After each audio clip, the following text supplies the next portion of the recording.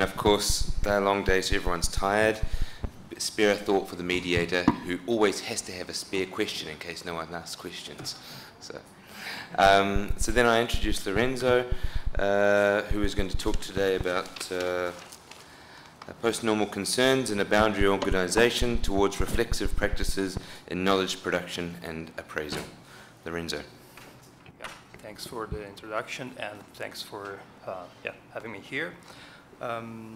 First of all, I have to apologize because we are moving from exploration of potential futures, which is very high in a way in terms of perspectives and viewpoints, and I have to move the subject of the discussion into something which is really the nitty-gritty of the struggle of a boundary organization like the European Environment Agency in trying to address some concerns which can be allocated to the post-normal science dimension. Can you hear me?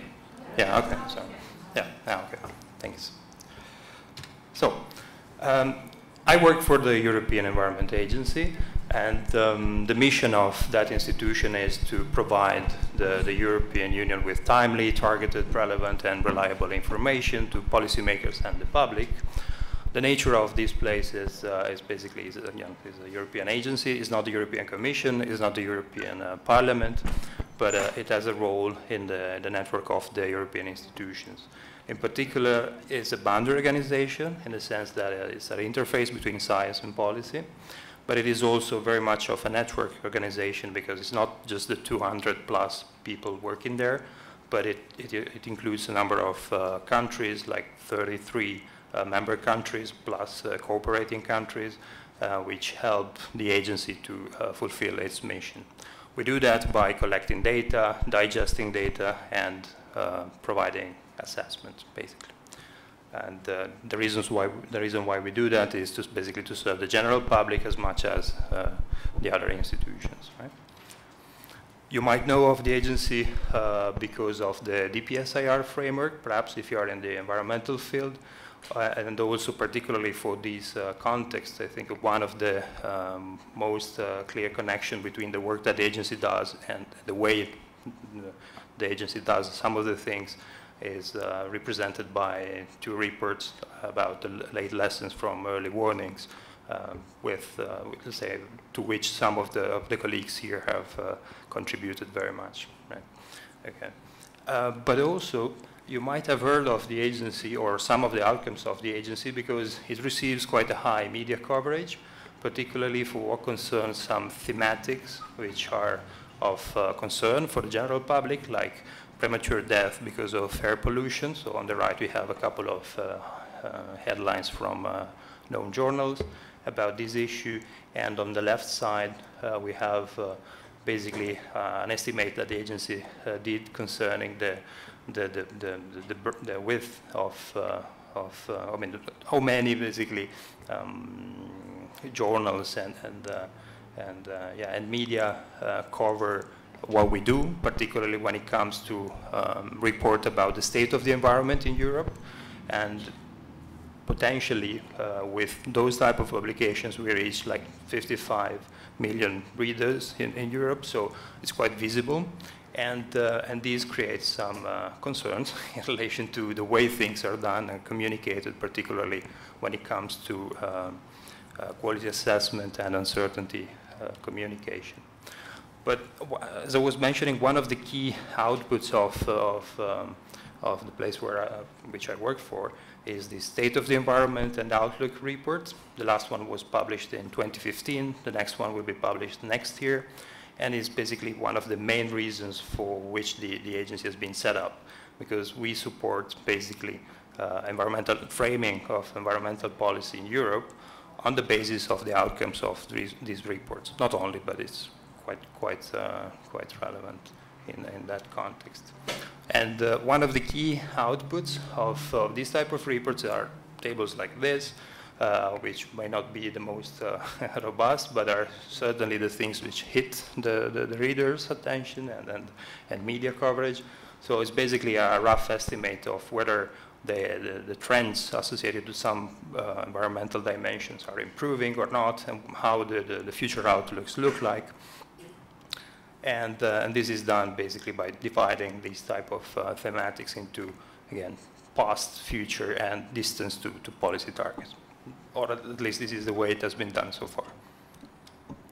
And as I mentioned, there's no need to enter into the details, but just to say that the outcomes of these are then used by the European Parliament, the European Commission, and have been used in the past as well, to frame the environment action programs, which are the frameworks within which environmental policy is made in Europe. And one interesting outcome of the previous SOIR is that the EEA wants to move from a problem focus, which is typical of, let's say, an environmental assessment, into a solutions-oriented approach to the assessment, and I think this creates a bit of challenges.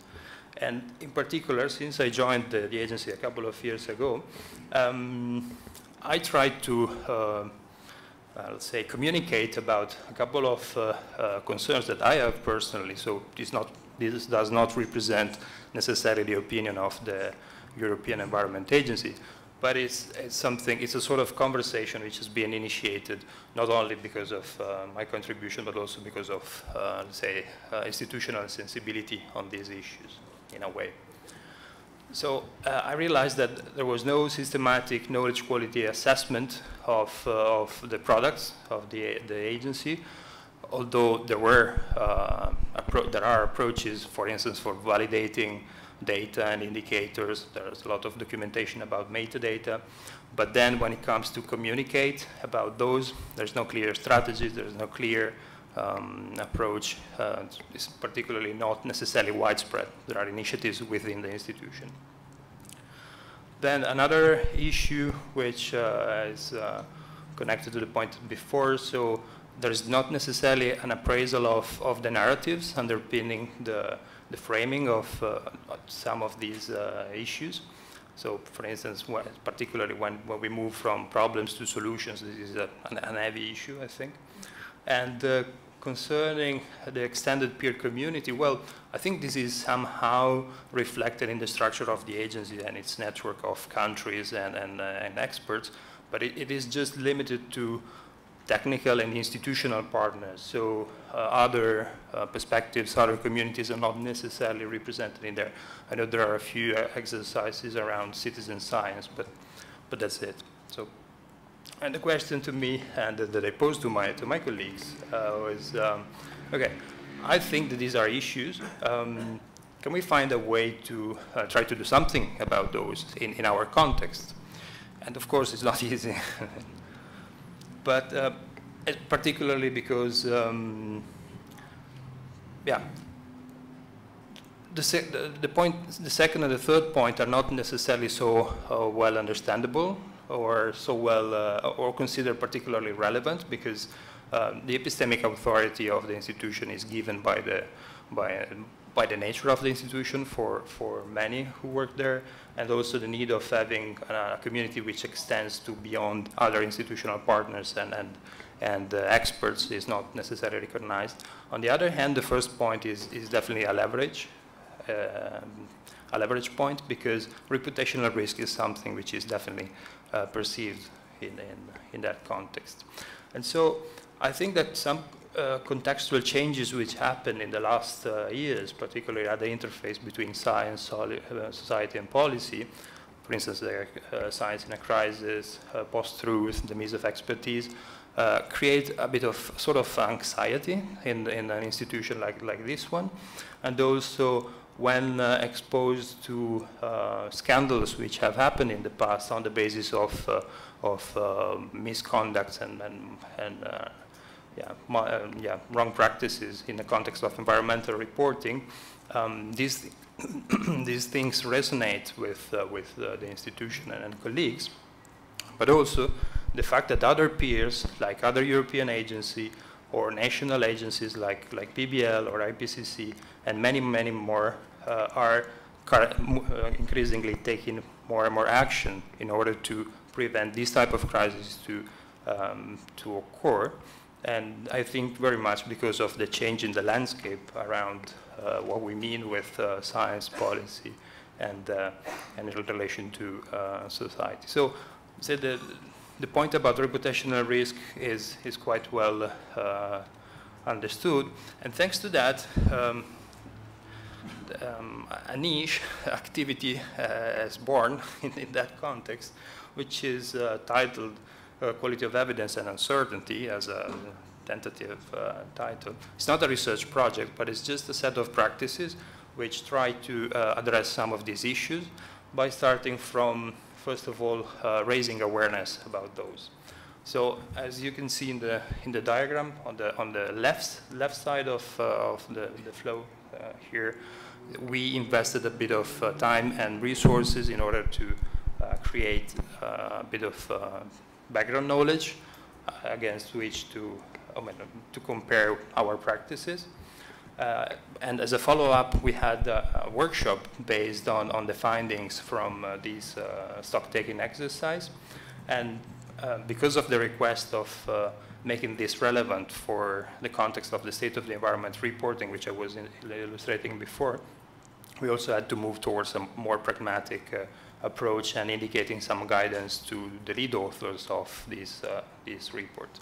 But the idea is to move, to have this process as a long-term thing, so to, let's say, not only work on the knowledge which is needed, but also the skills and attitudes which would be needed in order to be able to recognize the issues and also to build capacity in order to address those.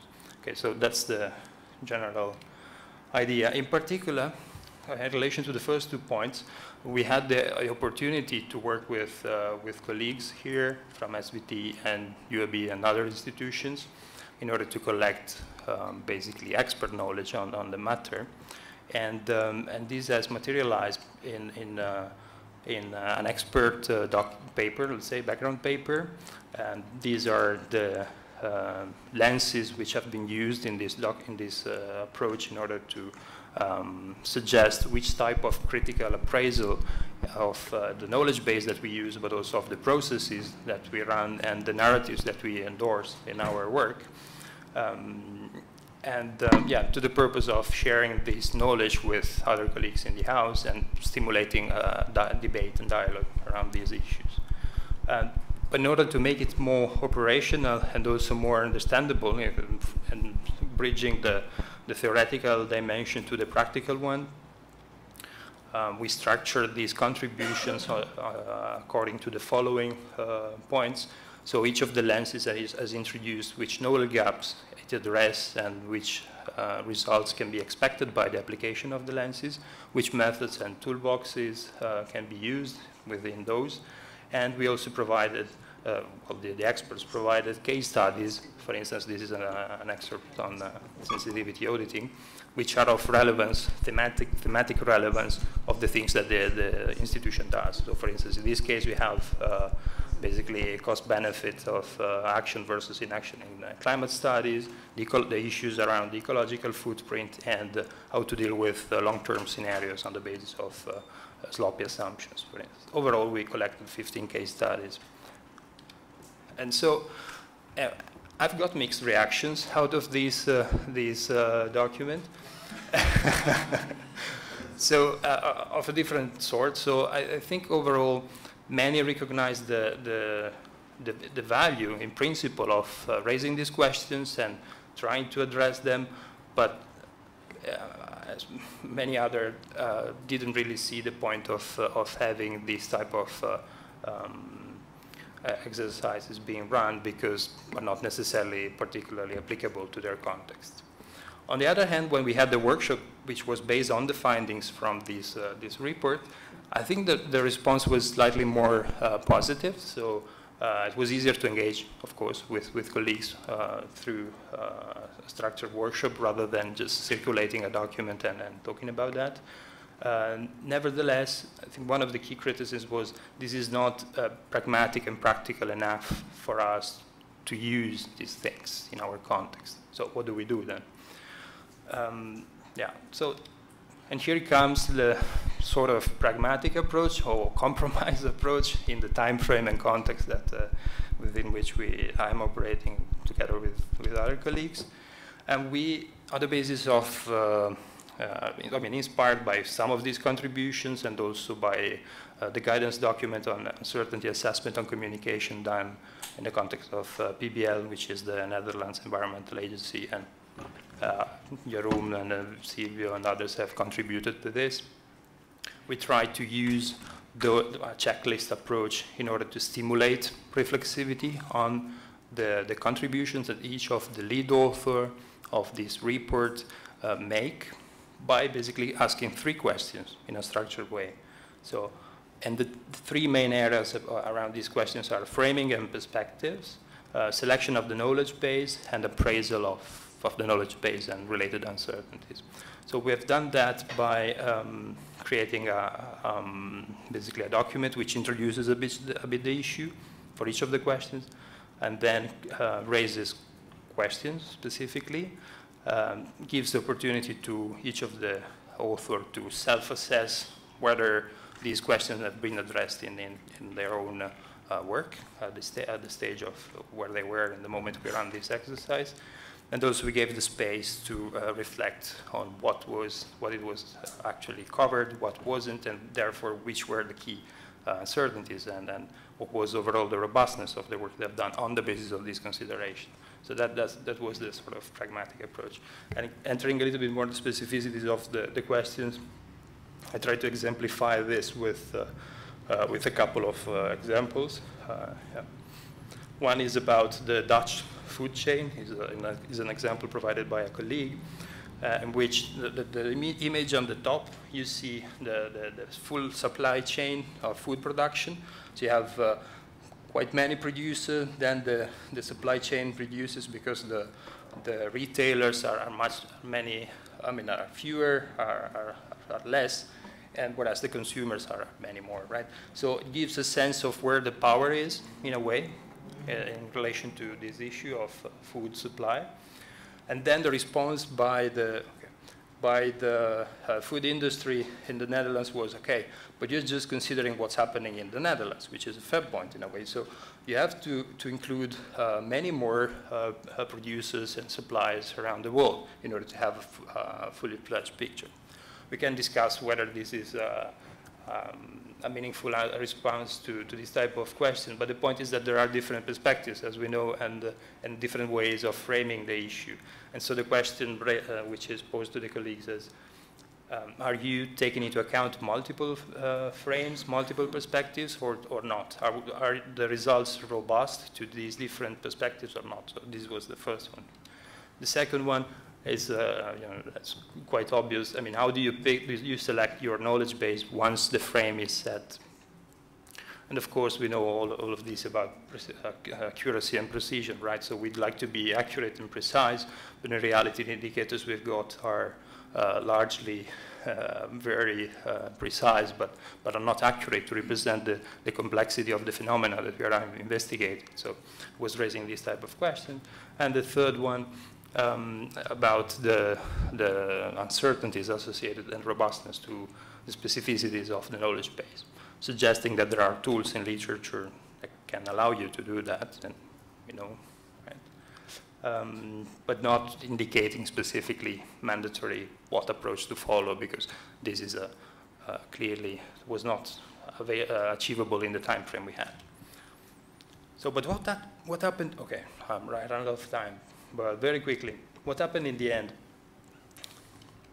An interesting thing that for the actual assessment, in the end, the issue of framing is basically taken out, because framing is given by the context. So there's no reflection in the communication of uncertainty about the way the issue has been framed.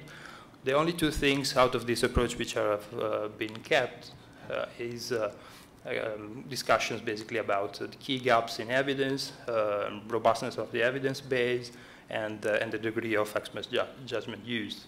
So these, I think, is quite insightful in the sense of, when you try to change things at the level which, in a way, shakes a bit the ground around which practitioners are doing things, well, then it becomes much more difficult to engage and to find support. And I'll go to the cons directly, because I think there is a tendency to make these issues digestible in the context within which the EEA is working, but I guess it applies to other institutions.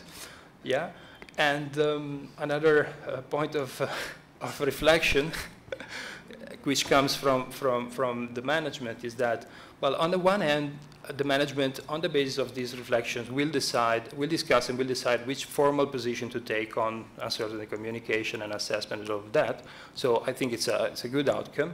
On the other hand, the type of the current reaction we have is that they value the recognition of these issues, but they might not be necessarily so willing to communicate about our weaknesses, and therefore we are doomed either ways in some sense. So that's the type of feedback as well. Nevertheless, yeah. So I think I went to the cons because of time constraints, but I think there were also some pros aspects in the sense that we are likely to see some incremental improvement of the report, State of the Environment report, the next edition in comparison to the previous one because of these processes. And, but yeah, things take time, and this is just the beginning. So your feedback and ideas on how to make this more successful are welcome. Thank you.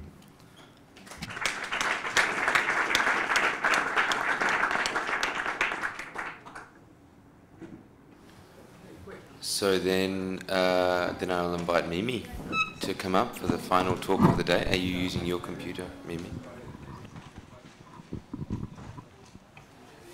So while Mimi's sitting up, I'll introduce her, Mimi Lam.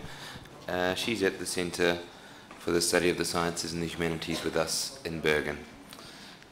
And today she will talk about knowledge quality assessment of IC's advice for Norwegian spring spawning herring. Okay, so thank you for sticking through to the end of the day. So I'm just going to proceed with this talk. It's, in a sense, a follow-up what I presented earlier this morning. It's a part of my Marie Curie project on enhancing seafood ethics and sustainability. But here I'm focusing on the knowledge quality assessment of the Norwegian spring spawning herring. So to give you a little bit of background about this fishery, its management has been diagnosed in a paper as a post-normal science problem, where the uncertainty and hyper-precision of the IC's advice has been highlighted by an author from the IMR. And so I think this represents something that we need to consider as a morbid symptom of post-normal science following the anticipation meeting from last year. And what the hyper-precision allows the coastal states to do is to select the highest catches allowed by the scientific advice, yet still call it precautionary. And so to give you a bit of background in fisheries within the framing of the post-normal science mantra, this is an image of the spawning stock biomass of the Norwegian spring spawning herring. And this is an image of the fishing mortality. And what you see is the uncertainty envelopes around those estimates. So these are two reference thresholds that are used to estimate, that are estimated from the single species stock assessments used by ICES to calculate the total allowable catches for herring at the end of each year. And what I want you to focus on is that the spawning stock biomass is decreasing, yet the fishing mortality that's being proposed and adopted in the management plans is increasing. Also, the stakes are high for this fishery because there's 5 coastal states that share the quota. Norway is the largest, but there's also Russia, Iceland, the EU, and the Faroe Islands. And they agreed on a total allowable catch since 2007, but in 2013, the states unilaterally started taking their own quota. So they no longer abide by those, they were no longer abiding by the shared TAC. Within Norway, there's also the quota for the country needs to be divided amongst the various fishing fleets. And here you have an example of the division. And the Sami, the indigenous people in Norway, are also hoping to get a share. So you can see that this is an example of a very complex, multi-jurisdictional fishery with diverse fishing fleets and interests.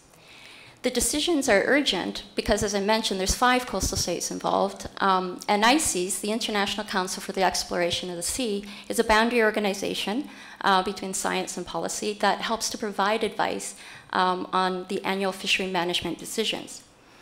And so what happens is that the scientific advice is generated by working groups within ICES that tend to focus on specific stocks, as well as the scientific community internationally. From the scientific advice, the coastal states agree on harvest control rules to set the fishing mortality and the total allowable catch for the year, informed by that advice. And then from that, they negotiate their quotas. Through the year, there are also regular meetings amongst stakeholders, scientists, and government representatives at various levels. The values for this fishery are also in dispute. There's economic value for the herring in the commercial fishery. It's also an important forage species in the marine ecosystem, and it has important ecosystem provisioning role within the marine food web. As well, there's important cultural value for herring, particularly in Norway and other Scandinavian countries. At the moment, there is no conflict around the values yet, but that's because so far the management of the fishery is considered a success story because it had been collapsed earlier, a few decades back, and so far the countries, and particularly Norway, think it's a huge success story. But I contend that maybe there might be a conflict if they continue to manage it the way they are. So in this talk, I want to focus on the role of ICES in providing scientific advice for policy. And so this is taken from the ICES website, which says that it aims at producing advice that is based on the best available science characterized by quality assurance. And I want to focus on this quality assurance that they're doing so far. What I've been doing with my colleagues on this paper is to examine the quality of the ICES scientific advice and identify various constraints or bottlenecks in the quality of the advice. And so you see here a list. One is time, because every year decisions need to be made on how much fish to catch and to be shared amongst these coastal states. So there's time constraints, there's financial constraints, because the scientists that work on the ICES working groups tend to be selected by the governments of those coastal states. The human resource constraint is because the scientists, there's a limited number of them, and so then they often have to play multiple roles between acting as an independent scientist and serving as with a national interest to advise their governments. Institutionally, as I mentioned, the fishery is managed from a single species approach, despite the fact that it's embedded within an ecosystem. Politically, there's package deals that are often happening because the stocks are interacting, other pelagic stocks such as blue whiting and mackerel. And societally, there are many stakeholders, but the ones that predominantly are involved and invited to the meetings are those from the industry. So I just want to break down how the process of the ICES advice and how it's generated. So typically there's some data collection that is used from scientific theories that look at stock recruitment and predator-prey relationships. So there's a feedback, obviously, between the data and the scientific theories. And then models are used to assess the stock, and mainly there's single-species stock assessments. There's some multi-species and a few ecosystem-based. But from those models are generated these reference thresholds that I showed you earlier with the biomass and the fishing mortality. And so these are some examples of thresholds that have a strong impact on the final amount of catch that's allowed at the end of each year. And through these harvest control rules, and I'll explain more about that in a second, but through the harvest control rules, then the total allowable catch of the fish is determined for the year. And so what are these harvest control rules? Basically, it's a way to manage the fishery with a rule. And this is an evolution in fisheries management to deal with uncertainty and ecosystem considerations, and to relieve the management decisions from short-term political pressure. Graphically, this is the example of the Norwegian spring spawning herring fishery harvest control rule. And what you see along the y-axis is the fishing mortality, and the x-axis is the spawning stock biomass in millions of tons. And so what has been in existence as the harvest control rule is that the biomass of the herring needs to be at least 2.5 million tons before they allow a commercial fishery. It's not zero on the fishing mortality because they recognize there's incidental mortality. There may be some unregulated fishing. But basically, they don't open the commercial fishing until it hits 2.5. And then at 5.0 million tons, then they fish at a mortality of 0.125. And this is all based on the recommendations from ICES of what these reference thresholds of the fishing mortality and the limit biomass and precautionary approach biomasses are. Those are the symbols for the B, LIM and BPA. So that's the science end. Now I want to look and break down what goes on within the policy of the negotiations between the coastal states. And so the coastal states request advice from IC scientists, and they generate these reference thresholds that I've been talking about, the biomass, the fishing mortality, and the harvest control rules. So from that advice, every year, the coastal states negotiate and agree on a fishing strategy, and sometimes they reevaluate the long-term management plan, which they did this year. But from the long-term management plan and the fishing strategies, they determine an annual total allowable catch. And from that, total allowable catch for all of the coastal states is distributed amongst them through these various negotiations. And then also influencing the policy making, in addition to the science advice, is obviously lobbying, market forces, package deals, and other factors. But I want to look more closely at the science policy interface where ICES straddles. And recognize that, as you saw in the previous talk, it's not just science and policy, but also an interaction with society. So this is what happened in the last 10 years in terms of the herring catch. And what you see in the light blue is the ICES catch advice since 2010. And just let's focus on that to start with. In 2013, that's when I mentioned previous to that there was a long-term management plan and agreed upon total allowable catch. But in 2013, the coastal states started unilaterally taking whatever quota they decided outside of the agreement. And it didn't deviate too much from the agreement previously, but it started to open up the possibility of the coastal states taking more than what was agreed upon. And so that's what's in the blue line, is the total allowable catch and the declared quota. And as you see, the total allowable quota is consistent with the ICES catch, but the declared quota starts creeping above the ICES catch advice. And then if we focus on the green line, that's the ICES estimate of the actual catch that happened the previous year. And so the information that you get in this is that there has been, as a result of deviating from the shared management plan, that the catch that's taken is actually higher than the ICES scientific advice. And then this year, as I mentioned, they underwent another process to develop a new long-term management plan, recognizing that they could not agree in the past 5 years, so let's revisit this. So let's go back to the harvest control rules. And so what ICES requested was, or what the coastal states requested of ICES, was to reevaluate the long-term management plan and look at various harvest control rule options. Basically, that consisted of looking at the fishing mortality, the limit biomass, and precautionary approach biomass that they were to compute from the stock assessments.